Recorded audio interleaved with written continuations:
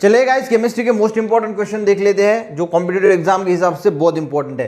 Catalyst is a substance. Catalyst कौन सा substance होता है? देखिए, कैटालिस्ट एक ऐसा सब्सटेंस होता है जो रेट ऑफ रिएक्शन को इंक्रीज भी कर सकता है और डिक्रीज भी कर सकता है। बहुत सारे बच्चों को लगता है कि कैटालिस्ट सिर्फ रेट ऑफ रिएक्शन इंक्रीज करता है, पर आपको ध्यान में रखना है कि कैटालिस्ट एक ऐसा सब्सटेंस है जो रेट ऑफ रिएक्शन को इंक्रीज भी कर सकता है, विच इंक्रीज और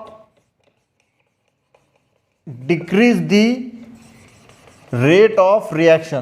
तो ये ध्यान में रखना कि इंक्रीज भी कर सकता है और डिक्रीज भी कर सकता है रेट ऑफ रिएक्शन, जिसको बोला जाता है कैटालिस्ट। ठीक है, नेक्स्ट क्वेश्चन देखते हैं। Which of the following gas is most toxic? कौन सा गैस मोस्ट टॉक्सिक है? CO2, CO, SO2 या फिर क्लोरीन? तो इसमें से गाइस मोस्ट टॉक्सिक कौन सा है? कमेंट करके जरूर बताना। तो इसमें से CO यानी कार्बन मोनोऑक्साइड जो है वो सबसे ज्यादा टॉक्सिक होता है। क्यों होता है? क्योंकि जब हम कार्बन मोनोऑक्साइड इनहेल करते हैं तो कार्बन मोनोऑक्साइड जो है वो हीमोग्लोबिन के साथ बाइंड होके कार्बोक्सी हीमोग्लोबिन बनाता है, जो बहुत घातक होता है हमारे बॉडी के लिए, यानी हीमोग्लोबिन को बाइंड कर देता है। और इसीलिए कार्बन मोनोऑक्साइड जो है वो मोस्ट टॉक्सिक गैसेस है इन चार में से। समझ में आ गया?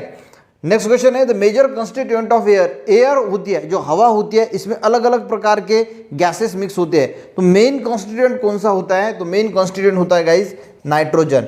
नाइट्रोजन की बात करें तो 78% होता है। ऑक्सीजन की बात करें, मेन कॉन्स्टिट्यूएंट ये हो गया हमारा आंसर, नाइट्रोजन 78%।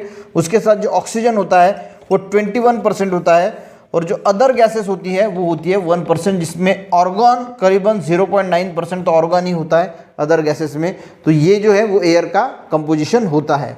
नेक्स्ट क्वेश्चन देखते हैं। द वर्ड जीन, जो जीन नाम का वर्ड है, ये सबसे पहले किस साइंटिस्ट ने यूज किया था या किसने यूज किया था? तो ये यूज किया गया था जॉनसन नाम के साइंटिस्ट थे, जिन्होंने ये जीन नाम का वर्ड सबसे पहले जो है वो यूज किया था। ये तो आपको याद ही रखना पड़ेगा कि जॉनसन नाम के साइंटिस्ट ने जीन नाम का वर्ड सबसे पहले इस्तेमाल किया था। चलिए गाइस, नेक्स्ट क्वेश्चन देखते हैं। देखिए, मज़ा तो तब है जब बिना ऑप्शन के ही हमें अगर क्वेश्चन का आंसर आता है, तब बहुत मज़ा आता है। देखिए, alum stop bleeding in minor cut because. देखिए, जो एलम होता है, एलम का फॉर्मूला भी कई बार पूछा जाता था, आपको पता होना चाहिए। AlSO4/2 12H2, ये एलम का फॉर्मूला है। ठीक है, ये याद कर लेना, कई बार इसका फॉर्मूला भी पूछा जाता है कि एलम का फॉर्मूला क्या है। तो एलम जो है ये माइनर कट्स अगर लग जाए, हमें अगर कहीं कट लग जाए तो उसमें से खून बहता है, तो वहाँ एलम अगर लगा है तो खून बहना बंद हो जाता है। तो क्यों होता है? क्योंकि इसमें एक प्रॉपर्टी होती है जिसका नाम है कोएगुलेशन। अब कोएगुलेशन यानी क्या होता है? कोएगुलेशन यानी जम जाना। ठीक है, तो वहाँ का जो खून है वो जम जाता है, इसकी वजह से जो फ्लो है खून का वो बहना जो है वो बंद हो जाता है। तो कौन सी प्रॉपर्टी होती है? कोएगुलेशन। इसी वजह से alum stop bleeding in minor cuts, coagulation property की वजह से। और फॉर्मूला भी याद रखना। नेक्स्ट क्वेश्चन देखते हैं। What is present in German silver? अब जर्मन सिल्वर में क्या प्रेजेंट होता है? जब ऑप्शन दिए जाएंगे गाइस, तो इसमें जर्मन सिल्वर में सिल्वर का ऑप्शन जरूर दिया जाएगा कि सिल्वर होता है। तो बहुत सारे बच्चे कंफ्यूज होते हैं कि जर्मन सिल्वर है तो इसमें सिल्वर प्रेजेंट होता होगा, पर जर्मन सिल्वर में सिल्वर प्रेजेंट होता ही नहीं है। ये बिल्कुल ध्यान में रखना कि जर्मन सिल्वर जो होता है इसमें सिल्वर प्रेजेंट नहीं होता है। जर्मन सिल्वर जो बना होता है वो बना होता है कॉपर, निकेल एंड जिंक से। ठीक है, तो जिंक, निकेल और कॉपर से जो है वो बना होता है जर्मन सिल्वर। नेक्स्ट क्वेश्चन देखते हैं। रेडियो एक्टिव सब्सटेंस इमिट, जो रेडियो एक्टिव सब्सटेंस होता है वो क्या इमिट करता है? तो आपको पता होना चाहिए कि कोई भी रेडियो एक्टिव सब्सटेंस है तो वो अल्फा, बीटा और गामा पार्टिकल जो है वो इमिट करता है। ठीक है, नेक्स्ट क्वेश्चन। यहाँ पे ऑप्शन क्या दिए होंगे? Alpha particles, beta particles, gamma particles, all of this. तो आपको पता होना चाहिए कि ऑल ऑफ दिस यानी तीनों के तीनों पार्टिकल जो है ये रेडियो एक्टिव सब्सटेंस इमिट करता है। नेक्स्ट क्वेश्चन देखते हैं। Which of the following is not a biodegradable? Biodegradable यानी जो माइक्रो ऑर्गेनिज्म जिसको कंपोस्ट कॉम्प्लेक्स फॉर्म से सिंपल फॉर्म में कन्वर्ट करते हैं उसको बोला जाता है बायोडिग्रेडेबल। ठीक है, बायोडिग्रेडेशन। अब ऐसे कौन से? डोमेस्टिक सीवेज जो होता है वो बायोडिग्रेडेबल होता है। उसके बाद सोप भी बायोडिग्रेडेबल होती है और प्लांट के लीव्स भी बायोडिग्रेडेबल होती है। पर जो लैब का डिटर्जेंट होता है इसमें बहुत ज़्यादा केमिकल्स होते हैं, खतरनाक केमिकल होते हैं लैब का जो डिटर्जेंट होता है इसमें। तो ये वाला जो लैब डिटर्जेंट है ये बायोडिग्रेडेबल नहीं होता, ये आपको ध्यान रखना है। चलिए गाइस नेक्स्ट क्वेश्चन देखते हैं। Pasteurisation is the process in which milk is heated to. एक प्रीवियस वीडियो में हमने पाश्चराइजेशन प्रोसेस को देखा था कि क्या होता है। तो जब 63 डिग्री सेल्सियस के ऊपर मिल्क को हीट किया जाता है तो उसको बोला जाता है पाश्चराइजेशन। पर उस वक्त हमने टाइमिंग नहीं लिया था। तो यहाँ पे pasteurisation is the process in which milk is heated to, यानी मिल्क हीट किया जाता है और कितनी देर तक हीट किया जाता है। तो उसका टेम्परेचर होता है guys 63 degree Celsius for 30 minute. अगर पाश्चराइजेशन प्रोसेस में क्या होता है, एक तो 63 डिग्री सेल्सियस के ऊपर जो है उसको हीट करो या फिर 63 डिग्री सेल्सियस पे हीट करो फॉर 30 मिनट, तो पाश्चराइजेशन होता है। पाश्चराइजेशन यानी जितने भी जो डिसीज कॉजिंग माइक्रो ऑर्गेनिजम्स हैं वो सब के सब वहाँ पे मर जाते हैं, तो उसको बोला जाता है पाश्चराइजेशन। ये बहुत इंपॉर्टेंट है कि 63 डिग्री सेल्सियस पे हीट किया जाता है फॉर 30 मिनट, उसको बोला जाता है पाश्चराइजेशन।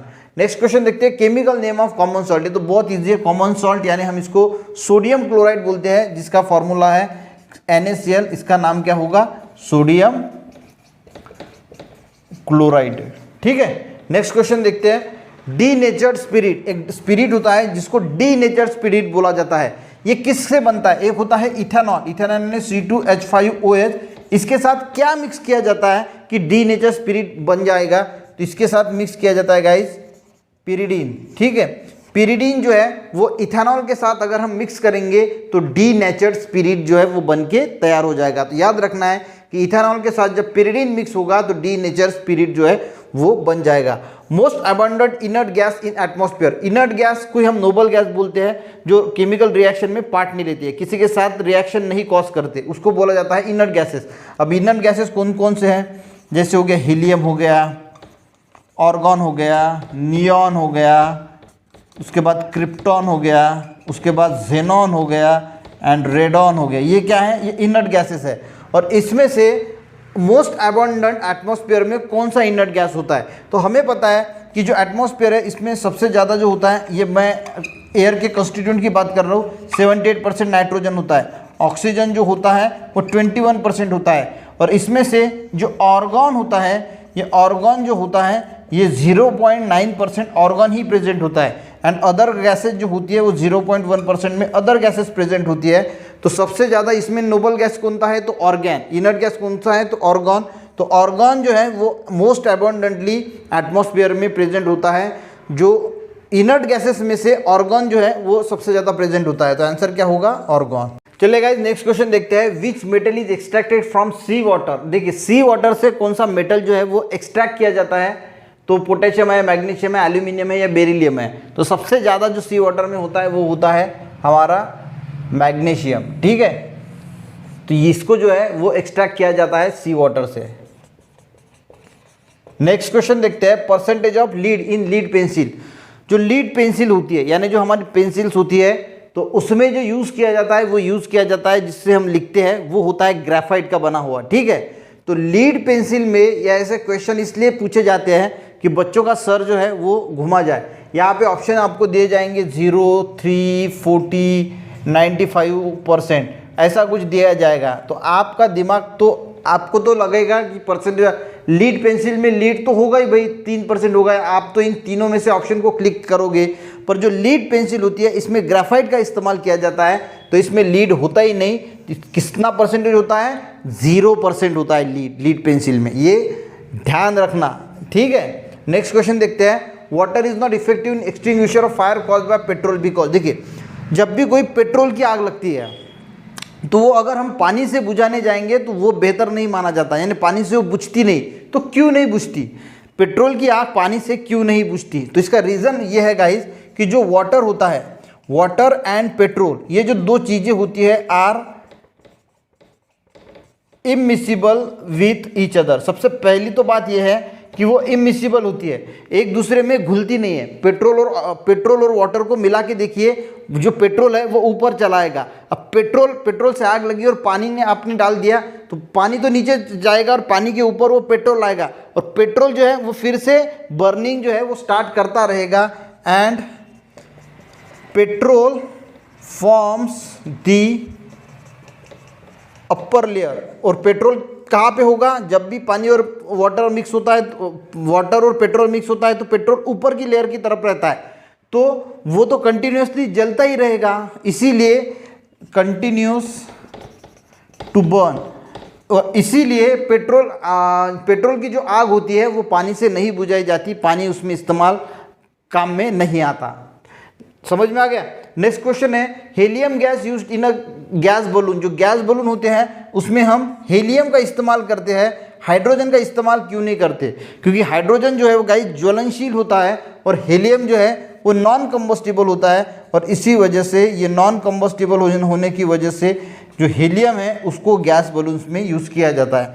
तो यहाँ पे गाइस हमने मोस्ट इंपॉर्टेंट 16 क्वेश्चन जो है वो अटेंड करने की कोशिश की है। आई होप आपको इन्फॉर्मेशन मिली होगी केमिस्ट्री के 60 क्वेश्चन, और मैं मोस्ट इंपॉर्टेंट क्वेश्चन ही ले रहा हूँ जो एग्जाम में कई बार पूछे गए हैं, तो आपको इससे फ़ायदा ही होगा। तो वीडियो को ज़रूर देखते रहिए। इस सीरीज़ हमने स्टार्ट की है केमिस्ट्री, बायोलॉजी, फिजिक्स, हर इस पे हम बहुत सारे जो MCQs है वो लेके आएंगे। सिर्फ आप देखने का काम कीजिए, पर ऐसे याद नहीं रखते, बार बार देखना पड़ेगा, तब जाके आपको ये बहुत अच्छी तरीके से याद होगा। हो सके तो खुद की नोट्स निकाले, वो बार बार पढ़ते रहे, तब जाके ये क्वेश्चन जो है वो आपको याद रहेंगे। मिलते हैं नेक्स्ट वीडियो में, तब तक के लिए जय हिंद।